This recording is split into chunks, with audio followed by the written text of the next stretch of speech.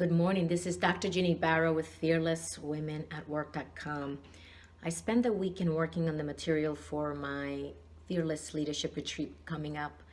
And one of the things I wanted to bring up to you this morning is how you can pivot. Once you identify some of the gaps that you may have in order to reach whatever level or whatever role you want to, if you want to get promoted, if you're trying to change your career path, and you find that you have certain gaps in your skill set that need to be filled, I wanted to give you some resources that you can leverage to fill some of those gaps.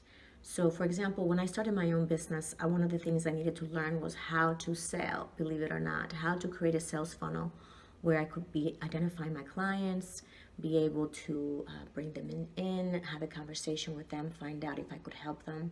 And if I could, then I would offer them my services. If not, I would give them resources and that would be it. So I had to learn how to create a sales funnel. And in my case, I learned by hiring a coach who taught me how to do that. Actually, several coaches taught me how to do that in different ways. And I adapted a little bit of both. And that's what I do today. That's one way. In your case, when you look at what you want to achieve and you notice any gaps that you may have, some of the resources you can use if you are in the corporate world and you need to up-level your skill set. One of them is communication, for example. Many of us don't feel comfortable speaking in public.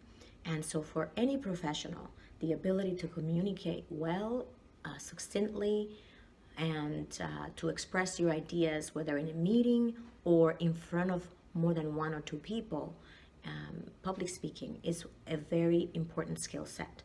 So one of the resources is the Communication Skills Education Center, which is one of the groups that I'm a faculty at. Excellent group of people that can give you a very well-rounded insight depending on what it is that you need to do around communication, whether it's written communication, verbal communication, presentations, leadership, etc.